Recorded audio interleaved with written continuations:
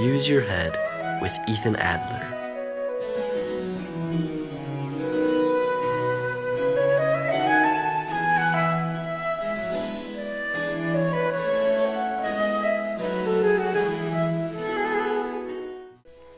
So we're here today to start a podcast which has the goal of raising critical thinking.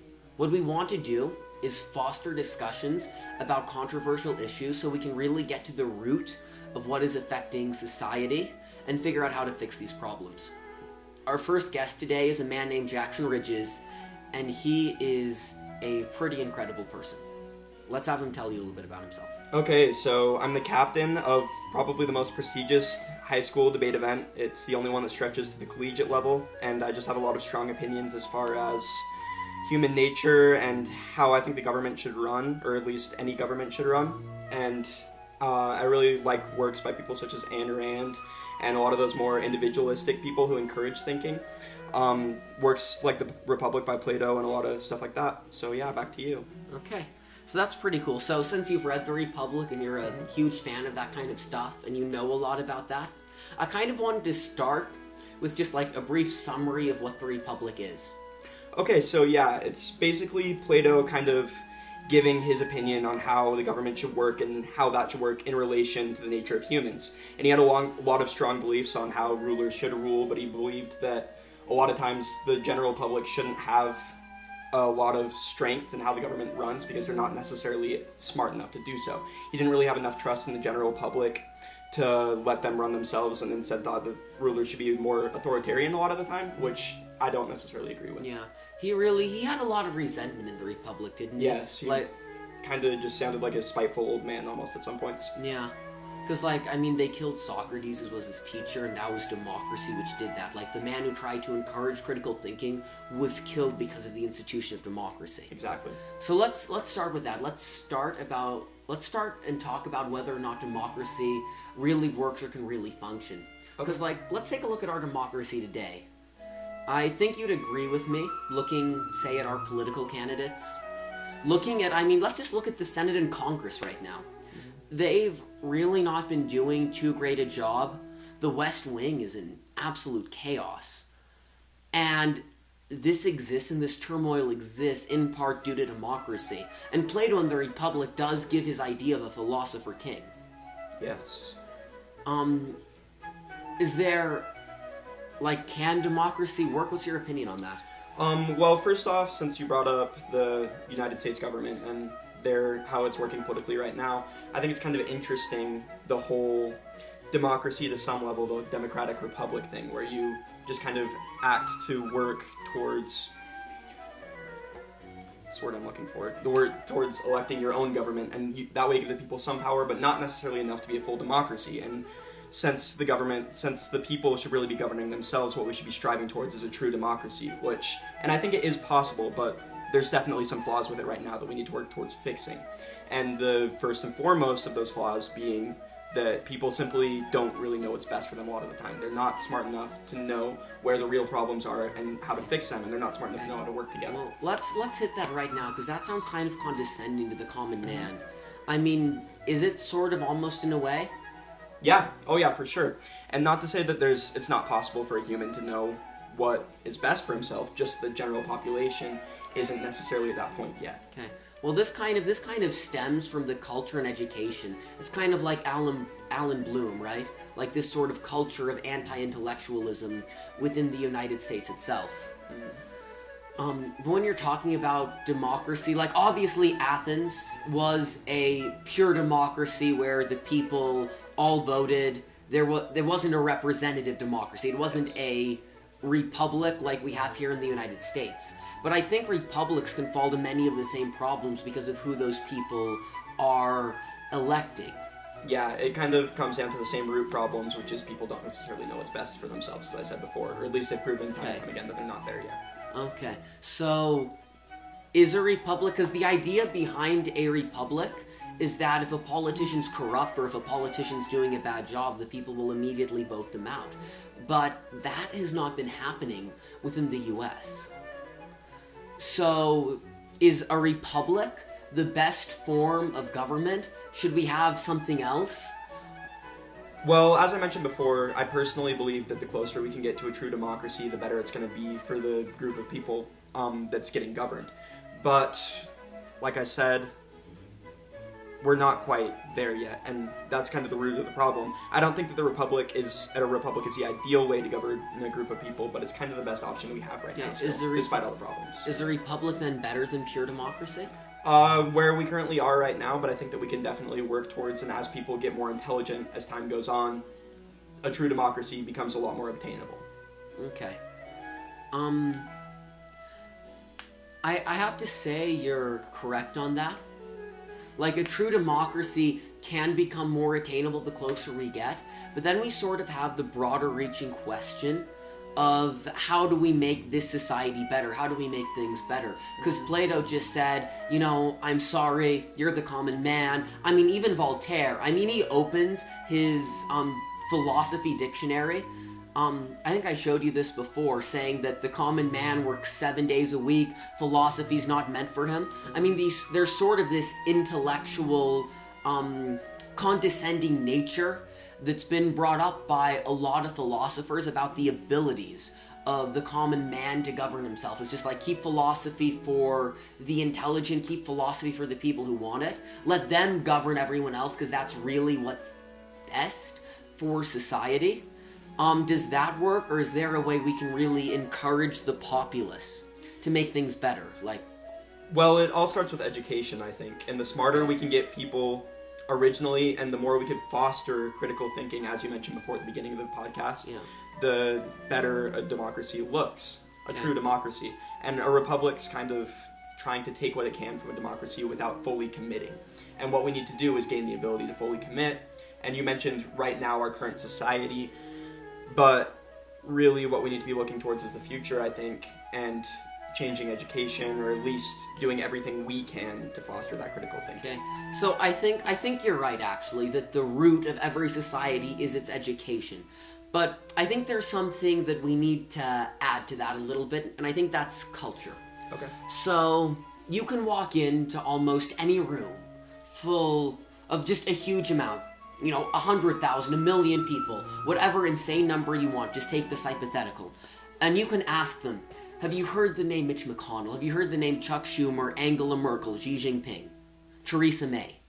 These people, I think you know who they are running our world. These people are basically controlling our planet. They're prime ministers, presidents, secretaries of state. And almost no one would know who even maybe a single one of those people were. But if you were to say, like, LeBron James, Miley Cyrus, you were to say Tom Cruise, Steven Spielberg, almost everyone in that room would know exactly who those people were.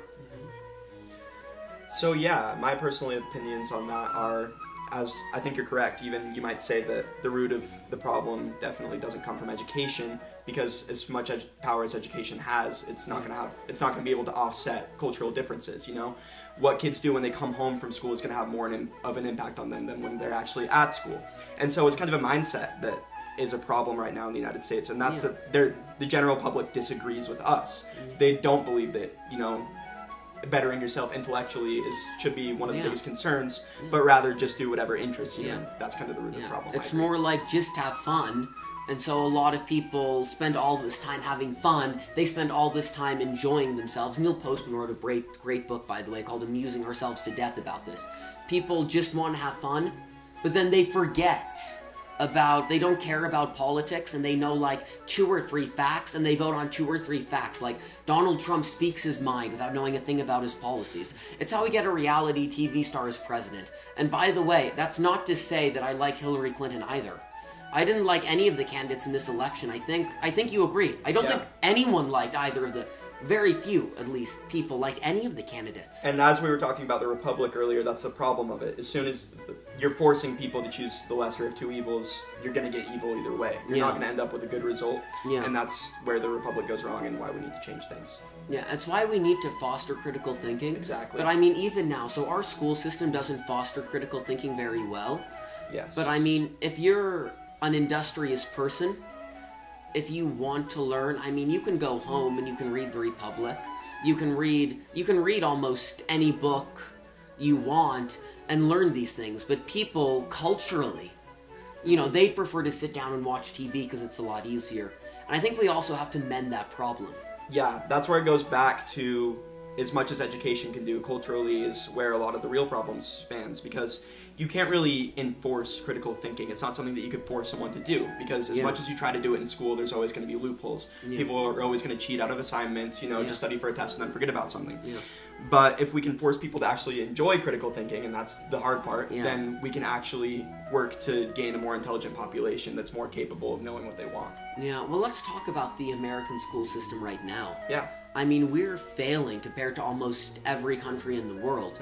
A lot of people, a lot of the arguments for the American school system say that, because a lot of those other school systems, by the time they get to the point, it was based off a test conducted by PISA, right? It was the PISA test, conducted by the OECD to test how intelligent these children were. And they gave this test across various countries at the high school level, but a lot of times by the time you reach the high school level, a lot of the top performing countries have cut people from their programs. Okay. But I mean, Finland was near the top and they don't do that. Japan was near the top and they don't do that. So I don't think that argument really falls through, and the American system has been doing almost a terrible job at teaching its students.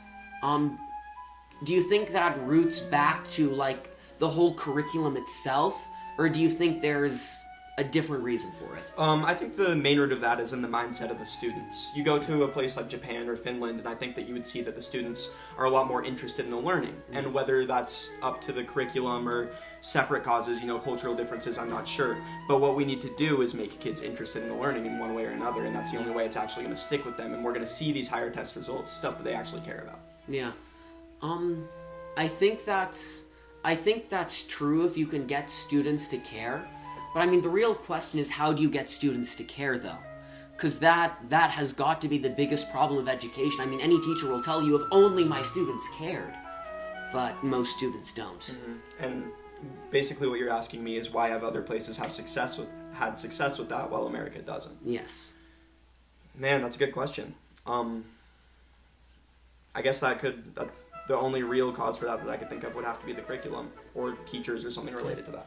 Well, there's another thing I think that has to do with it. If you compare, like, the top 10% of American students to the top 10% of Chinese students, we're performing, like, almost just as well in the United States. Like, that's pretty good. It's sort of this bottom tier, and in fact, the average student that's dragging it down. I was talking to a kid from China the other day, at work actually, and he'd come here and he was just working. He was taking a job in the US for the summer to, like, learn about the culture, and he was amazed. He was absolutely blown away at the fact that people in America have the time to play basketball, the time to hang out with friends. During school, during education in China, what you do is you study. Because if you don't get a high enough score on your tests in China, you're basically working on the farm for the rest of your life. So, I mean, their average is going to be extremely high because of that. But let's extend that just a little bit farther. How is the U.S. funding its school system? Mainly with taxpayer money. Yeah, but those are local taxes. Yeah. So if you live in Beverly Hills, you're going to have an amazing school. You're going to have the best teachers, the best programs, the newest computers, because you get more tax revenue. Yeah, so what you're saying, you mentioned that the 10% is basically on par between the United States and somewhere like China. So what you're saying is that it's the lower income, the lower percentage that's really bringing us down and hurting our education and critical thinking levels. Yeah, I think a big part of this, a big root of this, is generational poverty. So, I mean, take a look at inner city Detroit. If you have a good teacher in inner city Detroit, that teacher, they're going to figure out that teacher's a good teacher, and he's going to move to a nicer school when he can, because they're so underfunded. I mean, funding schools locally, people argue about innovation, they say make everything local. But I mean, if you do that, what you're doing is you're causing these people in poor areas to be absolutely destitute. So then, if you're going to say that general poverty is the root of the problem, how do you... Well, not general, generational poverty. Gotcha. But then how do you say that a place like China would be able to maintain the strength in its education system? That's a good point. So China actually has a more communist government. Like, they try to talk, I mean, the People's Republic of China, the PRC, right? I mean, they try to sell it as that, but really, it's full-on communist, and they have full control over the school system, so wealth can be redistributed across all schools in China. So a lot of their elementary schools, in fact, their high schools are much poorer, but their children are sort of forced to work hard by their circumstance. So if you look at global poverty, 72% of the world makes less than $10 a day. I think we'll probably have a different episode just on that issue, figuring out how to fix global poverty automation, but we're going to save that for another time. But I mean, when you just think about that in the US, welfare will give you more than $10 a day. Yeah. You're in the top third of the world if you live in the United States. I mean, that's absolutely incredible, and that means even if you fail at education, you can still succeed, you can still eat. It doesn't mean you're going to starve to death at 40 because you're this poor Chinese farmer. Exactly. So there's a lack of incentive to try, is what you're saying. Yeah, and I think that's part of it. And I mean, obviously, we don't want to be like China. I mean, we like this, nice, developed system. But the real question is, how do we make these kids want to think critically? I mean, we can't use the same incentives China does, and I mean, Finland hasn't, and they've gotten really good results. Okay. So you mentioned someone like Trump earlier, and he's kind of the root of the problem. You see someone who gains so much success, gets in the top 0.01% of the country, and still is never forced to develop those critical thinking skills. What you've got to do is you've got to have more incentive, have more reward, whether that's higher pay for someone like a doctor or a lawyer. Well, compared to like a CEO or someone like that. Or make sure that you're actually putting the people that have the most skill and put the most effort in at the top of your society. Well, talking about Donald Trump, I don't necessarily want to make this too political. I mean, I do agree with you that he's not that good at critical thinking, but some people would say he is. I don't think that's necessarily important. I mean, the reason he's wealthy is because he inherited it from his father. That's not relevant. Yeah. Gotcha. But when you look at the Senate and you look at our congressmen, I mean, it makes you want... I mean, just look at the Senate as a whole. I mean, whether you are a Republican or a Democrat, whether you love Trump or you hate him, you have to agree that our government isn't being run well. And that's because we really... if you're amazing at critical thinking, we don't like the philosophers anymore. I mean, how many people have even heard of Rousseau? I mean, how many people have heard of Plato, Diogenes, Voltaire? Almost no one has heard of any of, or even the Eastern philosophers like Confucius. Almost no one has heard of any of these people because it's not really part of the culture to care. Exactly. So, I mean, that's difficult because you can't really enforce a culture change unless you want to get an extremely authoritarian government. Then you've got this whole plethora of other problems that comes about. Well, I mean, let's take it back to Finland, which we were talking about earlier. I mean, they have an interesting system where they focus very strongly on, projects, like science projects, is far more important than any standardized test they take. They focus on essay writing as opposed to test taking. Somehow that makes them better at multiple choice tests. Who knows, I mean, that's incredible how they do that. And the homework in Finland is negligible. Think about especially the advanced classes here. I mean, or even just regular math. I mean, they give you 3 pages of homework every night. It takes you an hour to do.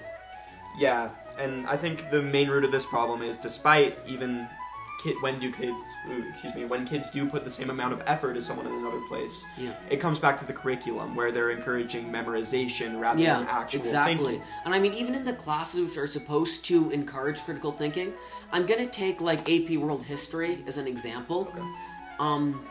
I mean, they do have essay writings on the AP test, and they do have questions that require you to think more critically. But I mean, across the board, all over the country, the amount of homework given in that class is incredible. And by giving students this type of homework, I mean, so maybe you are building I mean, again, this is just an advanced class. If you're a non-honors, non-AP student, which most students are, you're never gonna get any critical thinking in high school. And then even when you start moving to the AP level, when they start trying to give you critical thinking, they sort of fight against themselves by piling homework upon your desk and saying, okay, this is what it's like. You got to do all of this. And I mean, to an extent, I think it just makes you hate history. Yeah, it becomes redundant after a level, and you're definitely not getting anything out of it if you're doing 3 to 4 hours of homework a night. Yeah, you're exactly right. I mean, it's insane almost what they make you do. And I mean, some people can go through these classes without doing any of the homework, still get a 5 on the test. And it's kind of interesting just how that dynamic works. And then some places, like I know here a lot of teachers, or at least a lot of my teachers, you can get like an F all 4 terms, and if you pass the test, you've got an A. But a lot of places don't do that, and it's almost sort of unfair because things, you know, if you have the ability to think critically, why are we forcing you to do more work? Exactly. At that point, it's not really trying to teach intelligence or foster intelligence. It's just trying to foster working hard. Yeah. And I mean, that's not necessarily a hard thing. Hard work is important. But it's not necessarily used in the best way. If it's, your homework in that class is preventing you from going out and getting a job and actually finding benefits, then it's not fostering anything. Yeah. It's just hurting your ability to actually do hard work, and it's hurting your ability to actually learn anything. But then there's the question, if these kids aren't doing homework, are they just going to be watching TV and wasting their time? Because that's another problem you have to look at. And then it just comes back to the cultural issues, which, again, as much as we try, I don't know how much of an impact education can have on those. Yeah. So looking at this, what if we started with a more Socratic method? So, looking at 3rd grade, let's use igneous rocks as an example. So you're beginning to learn about the different types of rocks. So rather than saying, this is an igneous rock, and it's an igneous rock because lava cooled to form it, why not say, here's a rock, it was found, right by this volcano. It has, bubbles in it. And you give them some information about the rock.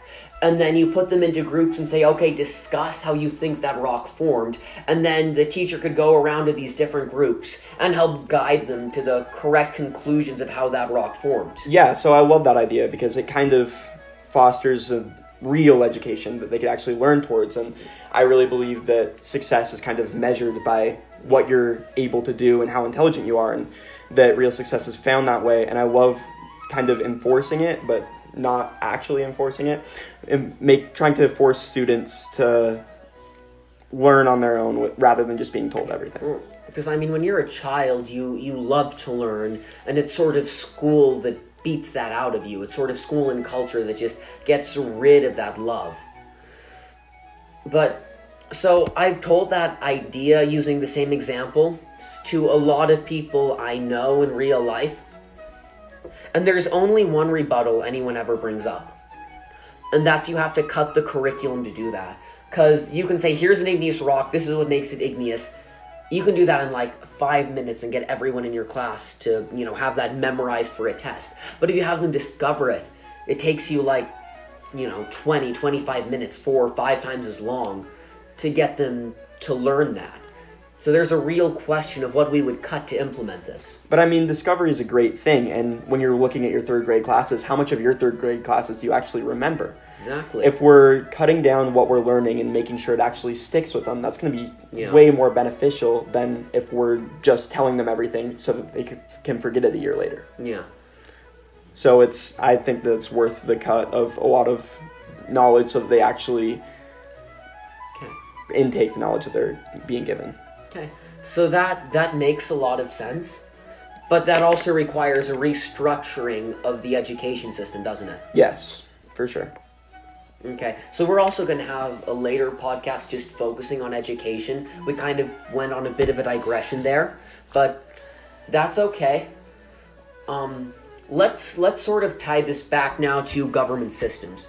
So a republic can function, but only if at its very base is an education system which promotes critical thinking and analysis. Yeah, exactly. A government is only as good as, or is only as strong as, especially something like a republic or a democracy, as its people are. Yeah. All of its roots are always in education. So that's what we need to first try to change. Okay. So that makes a lot of sense with how to run republics. Mm-hmm. But since we've been talking about this one government system, we've sort of alienated everything else. Like, what are your opinions on, say, socialism and communism? There's a lot of misconceptions about it. I don't think that's inherently evil, but it's kind of shown time and time again that it's not successful either. Yeah. It kind of gets alienated and villainized when I don't think it is, but I don't really think that's a viable option, especially for a place like the United States. Yeah. I think you're right when you say it's not a viable option for a place like the United States. But, so, I think you know who H.G. Wells was. He wrote The Time Machine and The Invisible Man. Yep. He also wrote a book called Men Like Gods. I think you've heard about it. Mm-hmm. It's his envisionment of a utopian system. Now, so to define the system a little bit, it's basically socialist. Yes. And it's an interesting form of socialism. So in fact, it's almost more Marxist than socialist, I'd have to say. Mm-hmm. You abolish all private property, and basically everyone shares everything, and the only people that, in this society, everyone is working towards a sort of common good. It sounds very similar to what Marx imagined. Yeah. Except H.G. Wells had a very important difference. The people in this world had gone through a period known as the last age of confusion. That's what he terms it in the book. Very similar to our world today. In fact, he meant it to be like the future of our world, sort of in the book. Where, people were fighting and people were struggling over all of this, sort of listening to their primal natures. And what happened in this war was those people who would interact with each other, those people who would work for the love of working, were what remained and everyone else died. It was a form almost of it was eugenics. Let's be purely honest about this. Yeah. Utopia was led to by eugenics. Mm-hmm. Do you think in any instances a really truly socialist system can work? Yeah, so you mentioned that age of confusion and all that stuff that H.G. Wells talked about in his book, and I think that a similar sort of age like that would have to happen, where maybe not necessarily that level. I don't think we need to go eugenics level with this. Let's not, please. That's terrible. Okay, but yeah, I think that you're going to have to build a society that encourages that kind of behavior and working towards and becoming more intelligent and hardworking for that to ever work, for a utopia like that to ever work. And I don't know that I necessarily agree with the socialist part, just because I think as people get more intelligent and more ready for a utopia, socialism kind of becomes less important. And I'm not saying that a utopia can't run socialist, because I realize by definition it is socialist. Yeah. But I don't think that it has to be. Got it. And obviously, just as a clarification, Utopia here, as we talk about it, isn't static. People are still progressing. It's just sort of a milestone where there's peace and an ending of hunger, etc. Yeah. It's not actually a, sort of static utopia, this is how it will be forever. Let's move back to culture. So, there was a guy named Axel Sandemas, and he created a book called A Fugitive Crosses His Tracks, which was meant to criticize the culture of Denmark, in which he basically outlined the culture as a set of 10 unspoken laws known as janteloven. In the book these were spoken, but it was a metaphor for them being non-spoken. And they're like, you aren't more special than us, you aren't better than us. Basically telling you to be one thing and one thing only, and that's average. Okay, and he said that these kind of principles were kind of what's making Denmark successful, right? Yeah, so you've heard of this before. Yeah. It's sort of like they were rated as one of the happiest countries in the world, almost every year for the past 5 years since they've done it. Okay, so then do you think a lot of these principles are true? Do you think that we should kind of take those into our system? Well, there's individualism. When you think about it, it's almost a trade-off. It's we're going to be happier, but we're giving up individualism and, in a sense, giving up innovation. So, do you think we should avoid that then? I wanted to get your opinion. I think we should avoid that.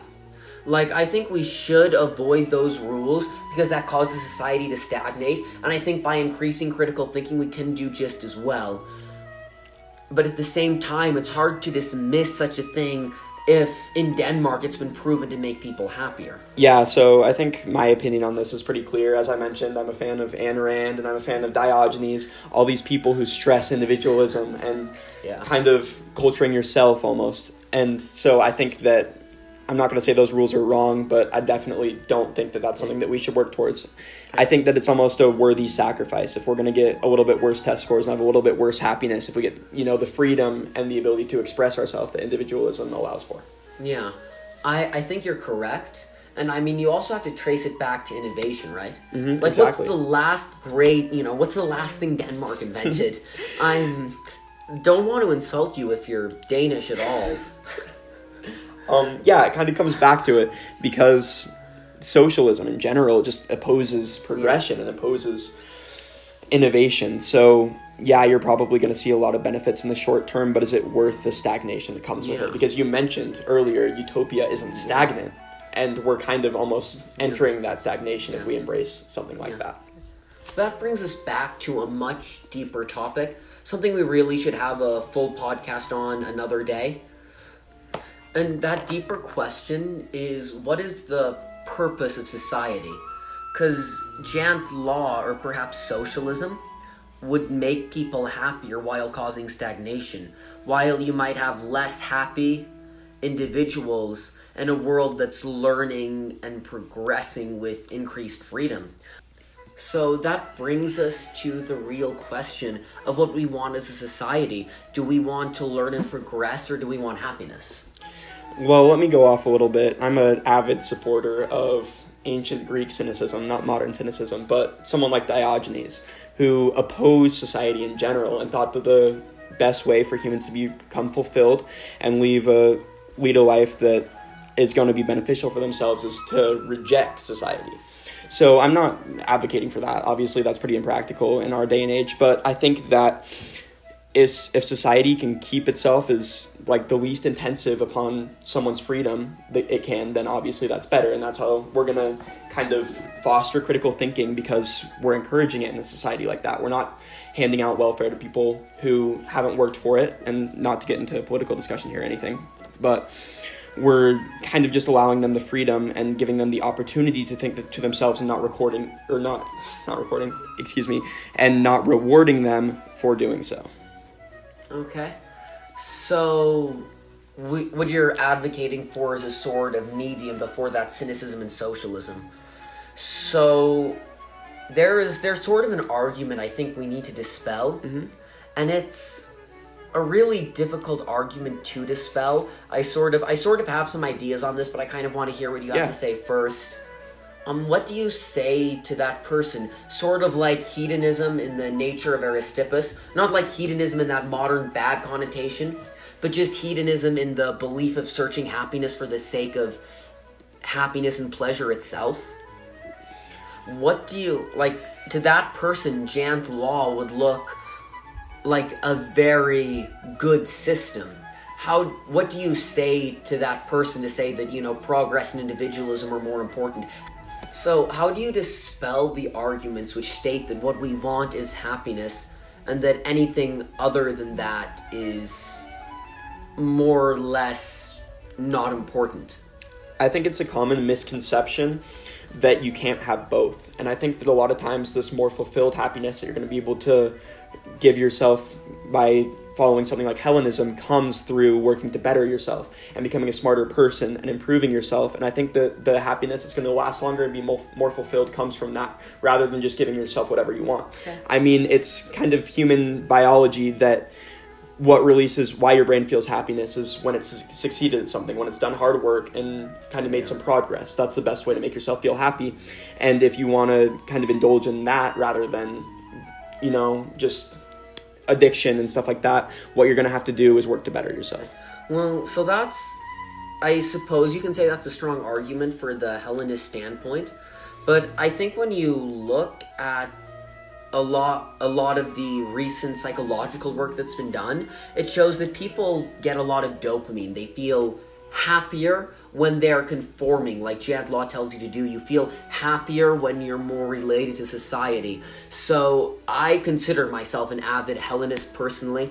I believe in, knowledge empiricism, the continuing betterment of man through the arts and sciences.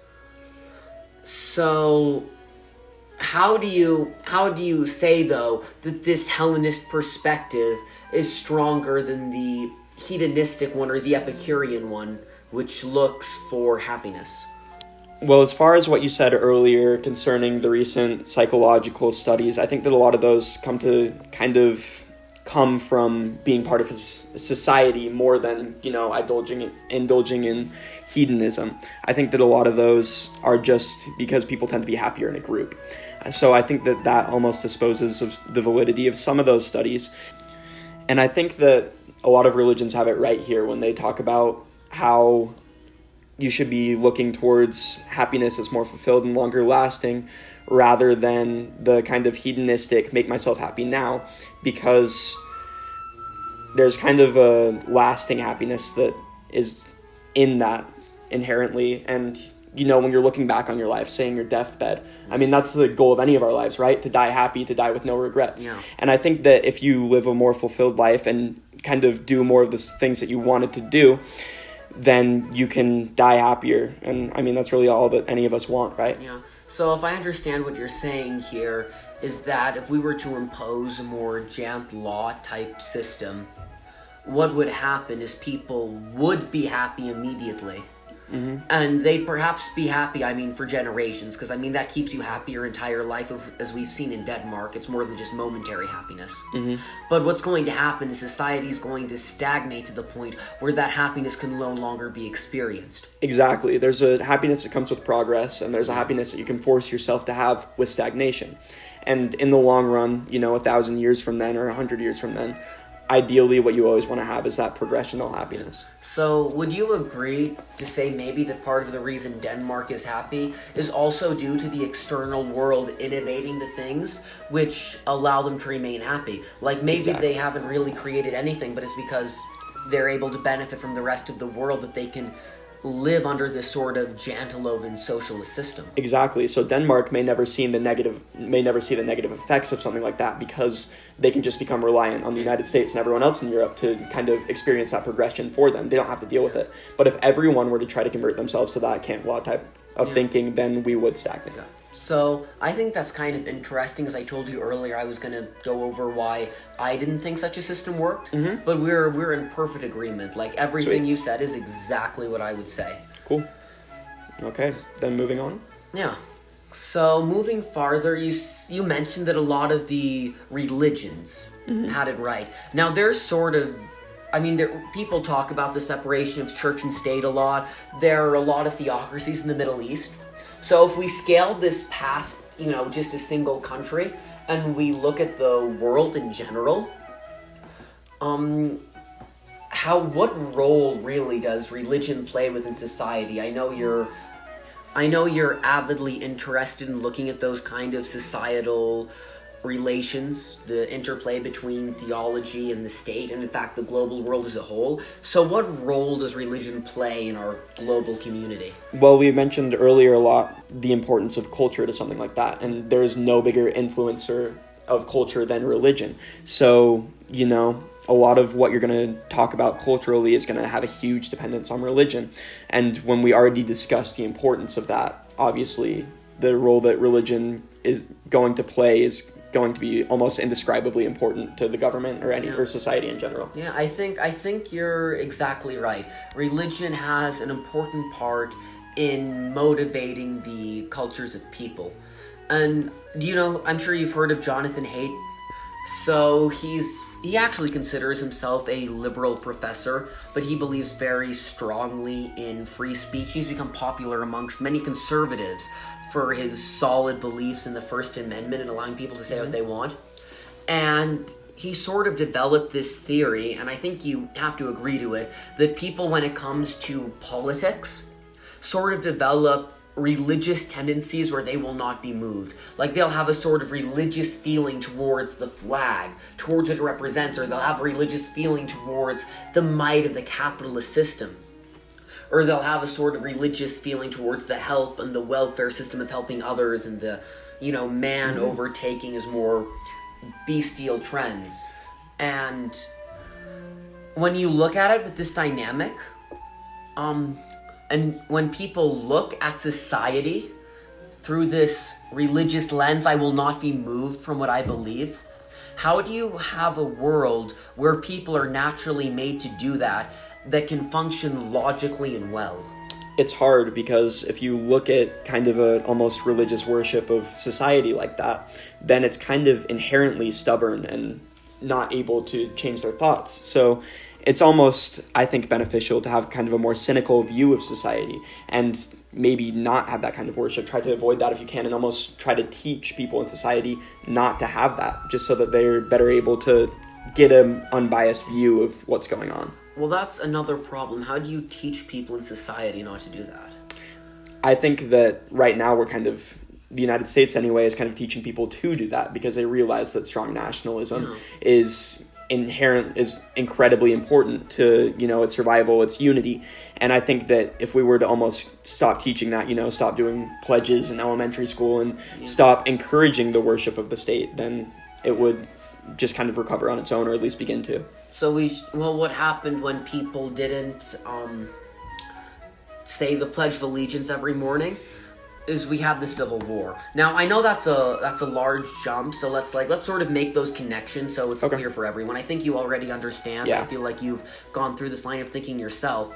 But what happens when you take away that sort of state worship of people going to the higher government? Yeah. What you do is you have people feel that towards their local groups, their local states, their local cities.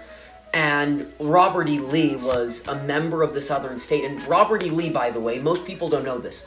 Robert E. Lee was an abolitionist. He believed in the abolition of slavery, but he fought for the South. He fought to maintain slavery because he could not fight against his home state of Virginia. Mm-hmm. That's how strong those feelings were when we didn't have the Pledge of Allegiance. So does that really work as a solution? Well, as I mentioned earlier, I said that, they're keeping stuff like the Pledge of Allegiance in order to maintain unity. Yeah. So it's almost a sacrifice of unity and the risk of something like a civil war, or it certainly, just a lack of togetherness as a country. That's almost a guarantee if you were to go towards a less worship the state kind of mentality. But, the question comes, is that a worthy sacrifice when you're talking about progression that's at stake? Or when you're talking about a lot of long-term benefits, you kind of have to take out those short-term risks. That's an interesting way to look at it, but I don't think that necessarily removes the religious tendencies. I'm going to say religious tendencies, like obviously religion isn't a bad thing, but tendencies to view things like politics and the state as religious items can be. So even if we were to sort of end that fostering in schools, we evolved to feel like that. Yeah. How do you mend that? I think that almost just naturally it's being mended. Certainly nationalism is at an all-time low in our country, or not an all-time low, I shouldn't say that, we've had a civil war and stuff, but it's certainly at a low point within the last 50 years right now in our country, and I think that we've been stressing principles such as, pledging the flag, or at least worshiping the state less. So I wouldn't say that it's kind of an evolutionary tendency. I think it's because we've continued stressing it, and it might take a couple generations, but if we remove stresses like that, then it would kind of just naturally break up. Okay, wait, what stresses exactly do you want to remove? Just like in general, I've said the pledge 100 times, but there's a lot more than that. Just the general public agreeing with most of the decisions that the government makes, or considering it wrong to disagree with a lot of the decisions the government makes. So get rid of this sort of government is good mentality. And like I said, that's already happening naturally. How many people agree with the United States government right now in every move they do? That's a good point. Almost anything the government does, you disagree whether you're conservative or liberal. Exactly. So, moving on from that, there seems to be a sort of conflict right now between nationalism and globalism. Yeah. Like, when you look at the terrorism movement, I think it's almost a fight for that culture, because, I mean, obviously that culture even is a religion, and it's taking that religion to a fanatical degree where, you know, like in Saudi Arabia, a woman can't leave her house without a man's permission. It's terrible. And they censor almost everything. And it's sort of this backlash from Western culture. I think you can almost... before we move on to this, we'll get there in a second, but I sort of want to see if you agree with me here that globalization can be considered synonymous with westernization. Yeah, right now, where the world is right now, if globalization is going to occur, the Western world is going to be the one globalizing. So yeah, it's pretty much synonymous. I would agree with that. Yeah. So globalization is basically other countries imitating the West. Yeah. Like even in China, they are trying to be more consumerist to get people to buy more goods. And I think when you see terrorism, when you see these outbreaks of fighting happening across the world, it's this sort of nationalism saying, no, we don't want globalism, and it's like the dying breaths of nationalism. Look at Marie Le Pen in France. Look at Donald Trump here. I mean, he's basically the man of nationalism.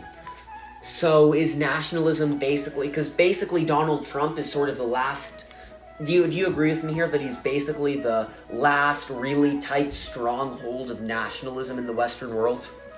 Yeah, I think that most of the Western world is definitely more globalization based. I would agree with that. Yeah. At least a lot of the things he says, yeah. So, is nationalism dying, basically? Is its future to be gone? That's a hard one. I think that nationalism will always be present, and I think it's hugely important that it does. Okay. I think that globalization, we go back to that stagnation, I think that there's a lot more progression when you look at it on a national basis. The way I see it, nationalism is almost self-expression on a nationwide level. So I think it's hugely important that it remains, and I really don't see ever nationalism being killed just because of the huge differences from society to society that still remain. So it's basically have your own culture but integrate to the greater global world. Yeah. Because I think when you look at it, the failure of a lot of countries can be summed up in the fact that they did not join this globalist tide. Mm-hmm. I think a lot of people are going to disagree with me here and talk about exploitation in Africa and colonialism, and that certainly has a lot to do with it. But if the people in Africa, I mean, these ethnic tensions have been old and they've been there for centuries. But if they merely agreed to get along and stop fighting each other, Africa is one of the most resource-rich continents in the world. And they could, I mean, there's so much oil in northern Africa, it's just incredible. They could make themselves wealthy, but they sort of haven't because they've been too busy infighting, too busy clinging to these nationalist tendencies instead of joining the globalist tides. And it's almost like the globalist tides are running everyone over.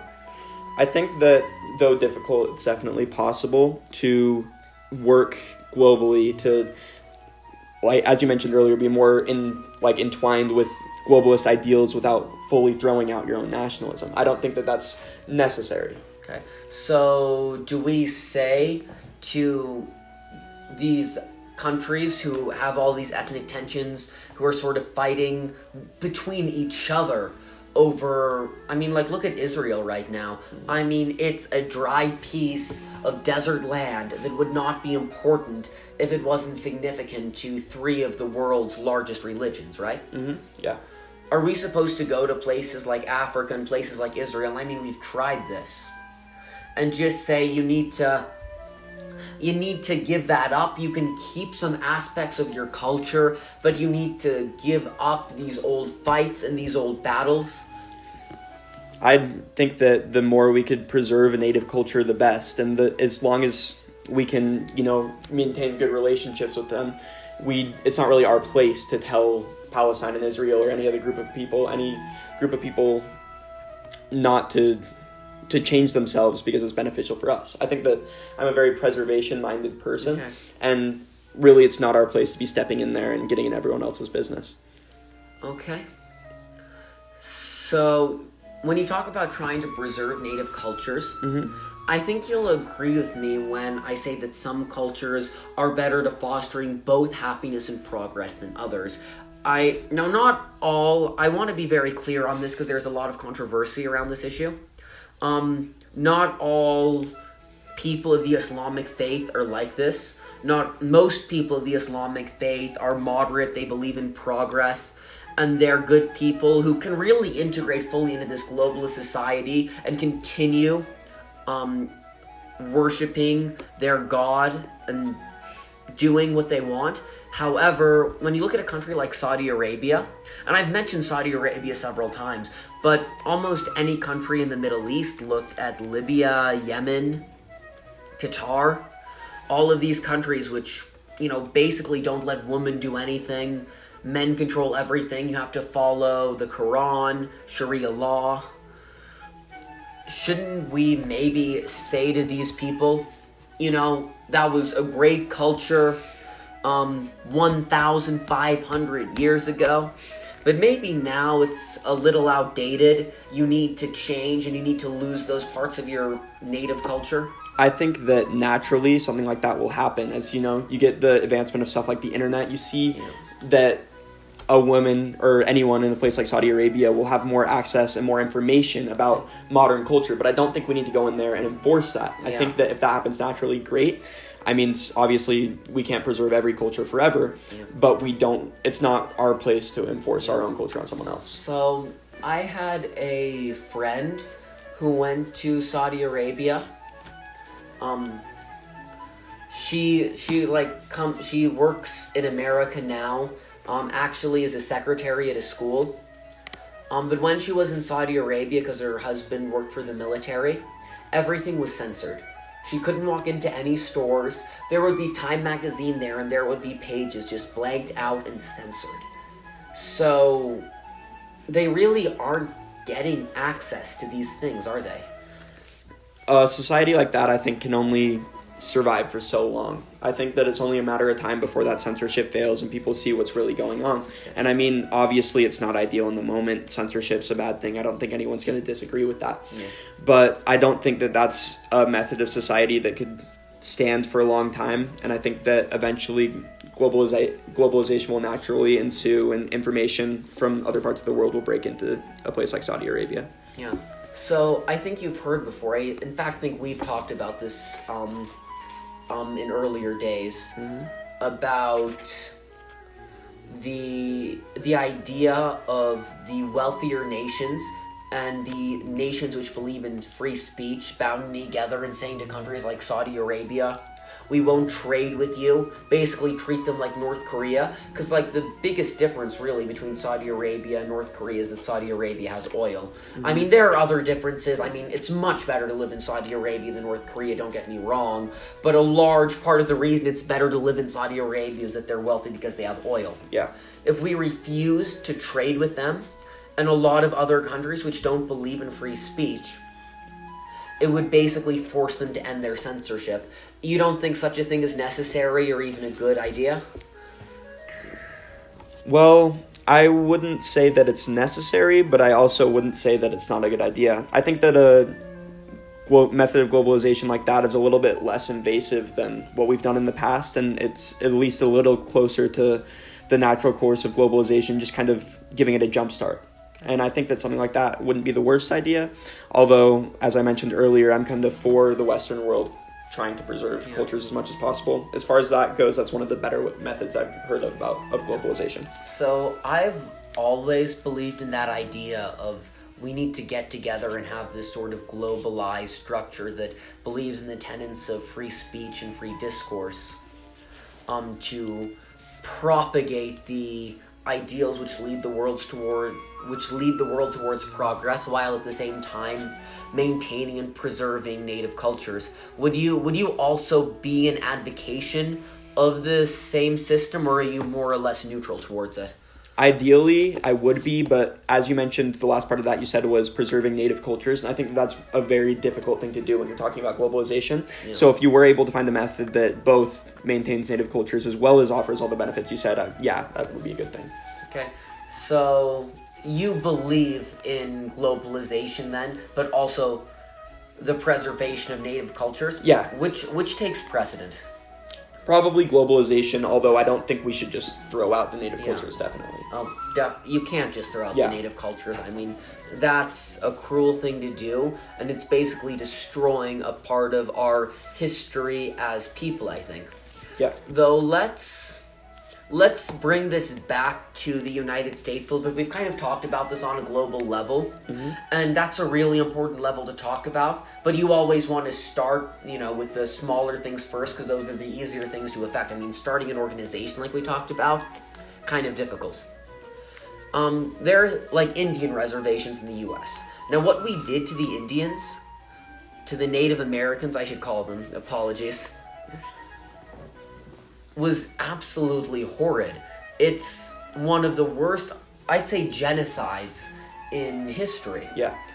And we, America, as a country, forced hundreds of thousands, maybe even millions, of these native peoples off their ancestral lands into places they didn't want to be. And today they live in some of the worst reservations in the world. I mean, we've set aside these plots of land for them where they can govern themselves, where they can do what they want, and they can have their rituals. But I mean, there's drinking, there's gambling. It's one of the worst places to live. It's one of the worst places to grow up. And I have to say that part of that reason is because, yes, we did destroy them when they were great, when they, had these, thriving civilizations. And like because of that, their culture is basically dying. I'd near say dead. Yeah. And they're just clinging on to something that's sort of already been destroyed. I know that's going to sound offensive to a lot of people, but it is something that should be talked about, and I want to hear what you think. As far as whether their culture is destroyed or not, or is their culture destroyed, and should we try to encourage them to accept that? Should we try to end these reservations and integrate them into society? As far as their culture being destroyed, yeah, probably. I mean, it doesn't really serve a purpose in the modern world, and it's not really been effective in modernizing, obviously. But I don't think that we should enforce them to try to integrate, just because simply, as I mentioned before, I'm a very avid supporter of freedom, specifically religiously. Even if it's not going to be as beneficial for society, it's not really the government or anyone else's place to say, hey, we're going to stop allowing you to follow your native culture in exchange for making you more beneficial to society. Well, here's another thought I have. And I think to a lot of people who maybe have grown up on Indian reservations or who've lived in these places, what I'm about to say is going to sound very offensive. But I think it's important that when we're talking about these things, we be blunt, we say what we think, because only through fully participating in freedom of speech and giving our thoughts can the world progress. And my goal certainly isn't to offend anyone. It's to try and figure out the best method of running our society. But when people do live in these reservations, I think it's almost cruel to bring up a child in an environment like that, to say, look, you need to cling to this. You need to cling to these lands. You need to cling to this sort of terrible place to live and grow up sort of outside of the rest of the world, outside of modern culture. I mean, not only do I think is that detrimental to the child's happiness, well-being, and health, but it's also detrimental to society's well-being and health because we're maintaining these reservations in these places. So it, to me, seems all around bad for pretty much everyone except the already, and dare I use the word, indoctrinated adults. So apologies if that causes anyone any offense, but what do you think of that statement? I think that there's a balance that needs to be found between integration and preservation.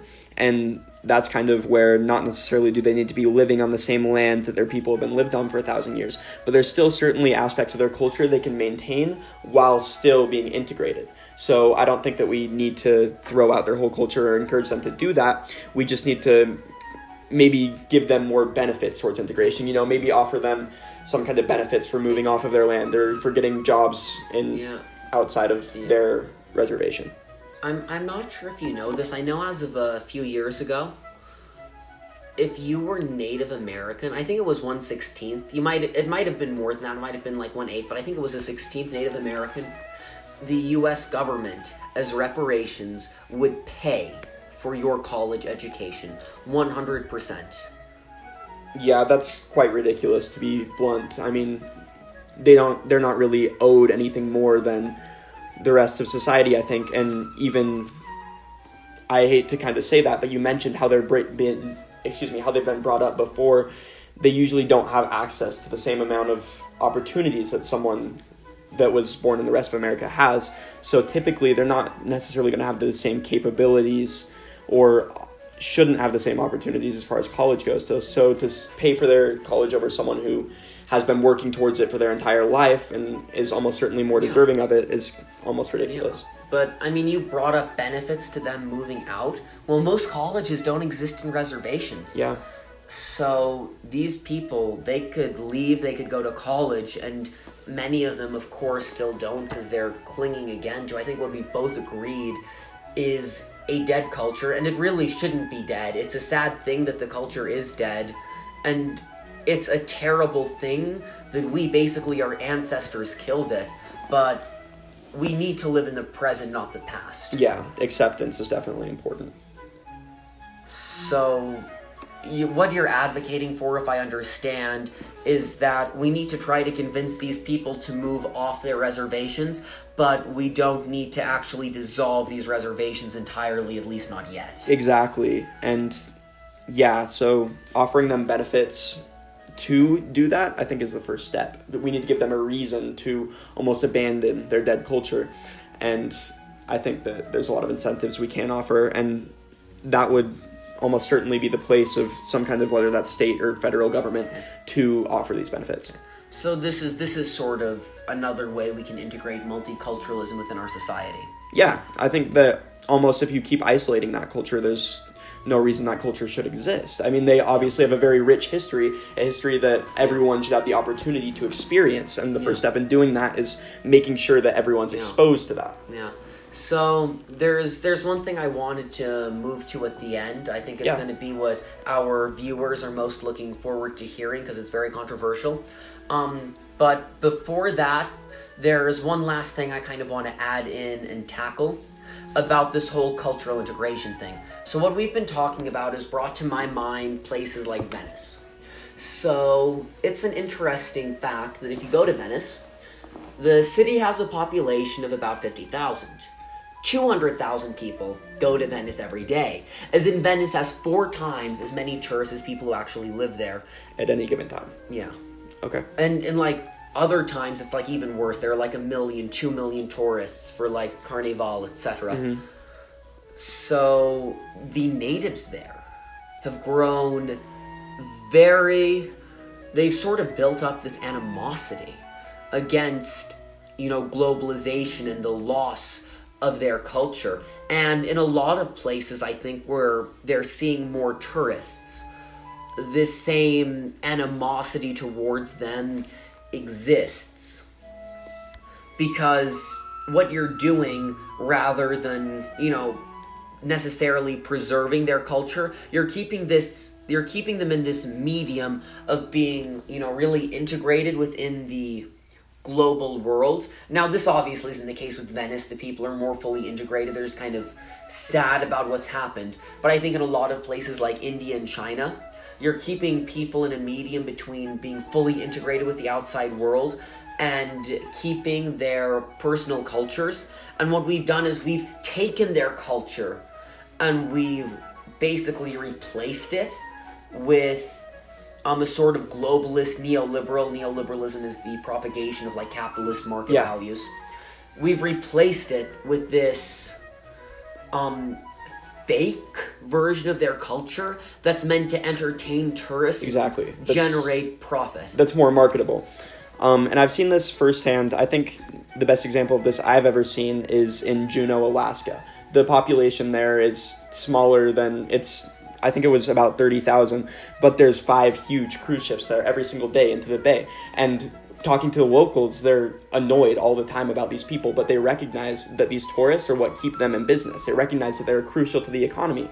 And maybe not necessarily as much in the culture, but just that these people are so reliant on globalization, yet they still despise it. They don't like it, but they realize how necessary it is. And as you mentioned earlier with a place like Venice, we're kind of trying to profit off this culture and changing it and making it more marketable. And I think that that's kind of a cruel thing. As I've mentioned probably 50 times, I'm very preservation minded, and that's kind of against preservation, although that's kind of where the world's going towards. So how do we reconcile this with continued globalization? Because obviously globalization is the most important thing to continue fostering human progress.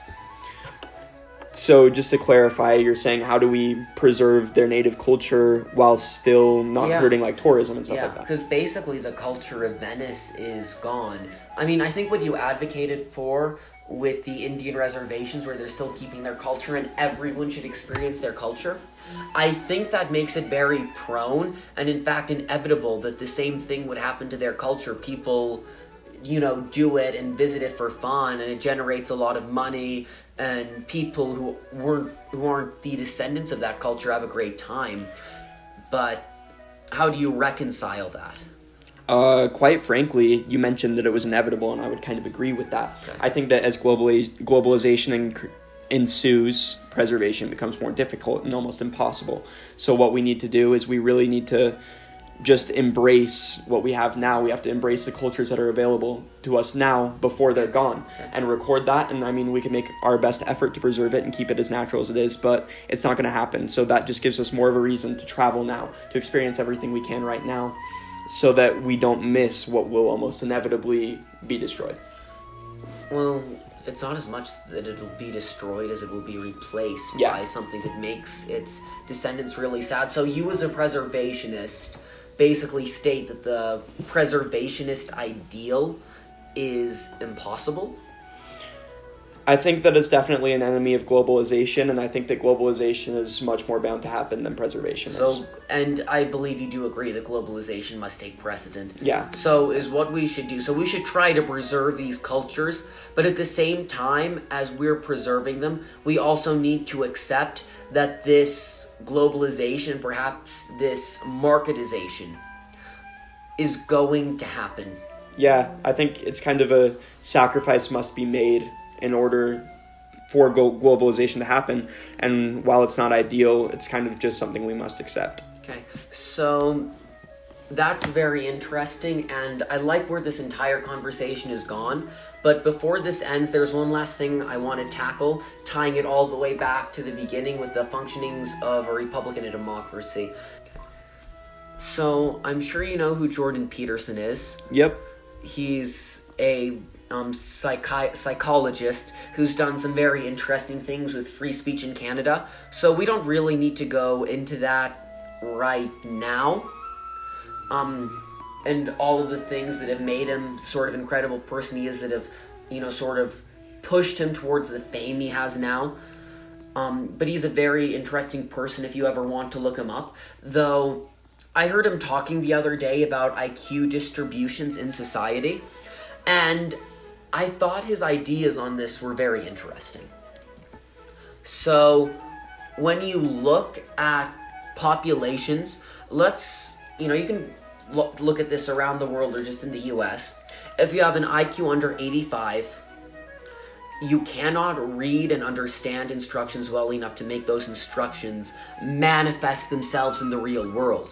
And if you have an IQ under 83, the military's not known for being super academically rigorous unless you want to join the Air Force or be an engineer for it. I mean, being an infantry member doesn't sound like it's going to stress your mental capacities too far. But if you have an IQ under 83, the military says that you are not intelligent enough to join it. That's incredible, because people with IQs under 80 make up 10% of the population, and people with IQs under 85 make up 15% of it. I mean, they're obviously worthwhile as people. I think you'd agree to that. Yeah. But what are we going to do to mend this? Are we going to perpetually give them welfare benefits? How are we going to teach them critical thinking in, like we were talking about this, how are we going to teach them critical thinking if they can't even read, basically? Yeah, it's difficult. And I mean, luckily, I think that in a democracy, people in that lower 10 or 15%, people with the really low IQs are kind of less likely to have a huge impact, because I think that they're less likely to vote and stuff like that. But it's incredibly hard to integrate them into society. Not in that it's hard to find jobs or anything like that for them. I think that they're completely capable and almost necessary part of the workforce. But it's really difficult to, as you mentioned, give them a big piece. So, I mean, if you were going to argue that they have no impact on society, I think that you'd be wrong, because they definitely serve a purpose. Although, I think that it's kind of an acceptance thing. We must realize that although we can teach 85% of the population to think critically, there's always going to be that exception to the rule. There's always going to be those people that we're unable to teach critically. And that's kind of just a truth we must face. In a utopia, everyone would be able to do that, but a utopia is almost inherently unobtainable. So we've just got to try to get as close as we possibly can and accept that we're never going to be able to get there. But then let's tie this back to republics and the functioning of republics. If you aren't capable of thinking critically because you have a low IQ, should you have a vote? I mean, that's going to be a controversial statement, but... And I mean, as I said earlier, and as you said, they're the minority, which is good. So, in a democracy that has a lot of unity, or a republic that has a lot of unity, it shouldn't matter, because, the smarter 80% of people, or the 80% of people with the higher IQ should generally be in agreement. Although... Well, a lot of people who have really high IQs take someone like Sam Harris and someone like Ben Shapiro. I mean, opposing views. Both of them have IQs that must be incredible, and both of them, but it's not just IQ, by the way, both of them read a lot, both of them think a lot, they're both incredibly intelligent, but yet they both have a lot of clash on their views. How about this? I shouldn't say an agreement, I should say that if the 80% of people are going to have the main ability to make up who's representing a republic, none of the options should be so bad that the bottom 10% will be able to completely ruin it. Whether as you said, it's a incredibly smart liberal or an incredibly smart conservative person, either of those options should be sufficient to a republic, is essentially what I'm saying. There's the argument, which a lot of intelligent people who are capable of critically thinking, say, is that, well, you've got this really smart candidate and this candidate who's not quite as intelligent, but I think the policies the really smart candidate would implement are worse than the ones the dumber candidate would implement, so I'm going to vote for him even though he's the lesser of these two evils. Look at elections right now. If you win by 5%, that's a landslide win. Yeah. And what we're talking about is 15% of the population. And politicians court minorities, which make up less, than 7% of the population, less than half of this group of people we're talking about. So they really can make a difference. And if you're appealing to those people more than other candidates are, even though you're a worse candidate, couldn't that skew a democracy to work, or a republic to work much, much worse? Well, yeah, that's kind of an inherent problem with a republic, and why we should pursue being closer to a true democracy, in my opinion. Because whenever you're going to decide that one representative is going to make up the entire viewpoint of a group of people, there's always that risk that that representative isn't actually representing them. Okay. And that's kind of the problem with the republic, and why a true democracy, if it were more obtainable right now, would definitely be a better option. So when people are capable of thinking critically, should we move towards a true democracy? Yes, it definitely becomes more obtainable, yeah. Well... And we should move towards it, yeah. See, this is where I kind of disagree with you. Really? Yeah. Okay. So, true democracy is an interesting concept, but the purpose of a republic is to create a form of governmental unity. Now, obviously, that's not working in the United States. But what happens when you have a pure democracy, and Plato, as you've read The Republic, was very against such a thing, is you have the masses deciding on individual laws, and an individual is smart, and an individual can make a smart decision, but the masses are very manipulatable, like Miletus in the Apology, or I'm not sure if that's how you pronounce his name. But he manipulated the masses of Athens to kill Socrates.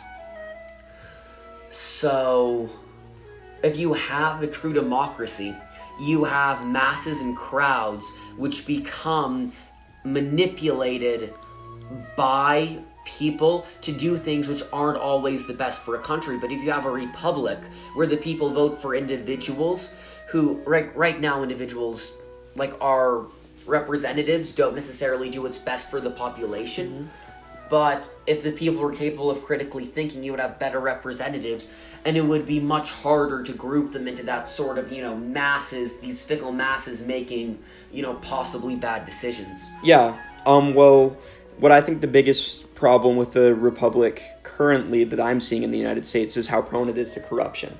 And I think that that's a big problem. And also I think that a lot of the problems you mentioned with a pure democracy also kind of take place in a republic, in that while we have a specific individual tasked with representing the population, they're still going to try to represent the population, and they're still prone to this being taken advantage of that you're talking about, because they're going to, at least when there's no other outside sources bribing them or anything, do their best to do exactly who they're trying to represent them wants them to do. So I mean, I think that they're more similar than we give them credit for a lot of the time, and they have a lot of the same issues, a republic and a democracy. They really do have a lot of the same issues, but I think a republic sort of solves that mass hysteria, the fickleness of crowds, by making the people... So if the people can think critically, they can root out any corruption. Mm-hmm. And then what that does... Because even if the people can think critically, they're still prone to being manipulated as masses. And that can happen in a republic. But if they're capable of thinking critically within a republic, the people won't directly affect any laws. They'll affect a representative. And if they're thinking critically enough to elect a representative who's intelligent and who believes in doing what's best for the population, maybe the tides of opinion will turn against him, but that representative can continue doing something that's good, and eventually the crowd will turn around to see them in a better light. So crowds are fickle, but an individual who's good at leading is not. And I think that gives a Republican edge over a true democracy. Okay, so I have one question for you on that. Mm-hmm. So is it better for a representative to misrepresent his people than for the people to have the decision? That is a good question, and I do... This may offend many people, but I do think that. Okay. A representative may... Because if it's so terrible and has bad effects on the people, and the people are capable of thinking critically, they can push that person out. Okay. Sweet. So, is there anything else you would like to talk about today? I think that's a pretty good point to close on.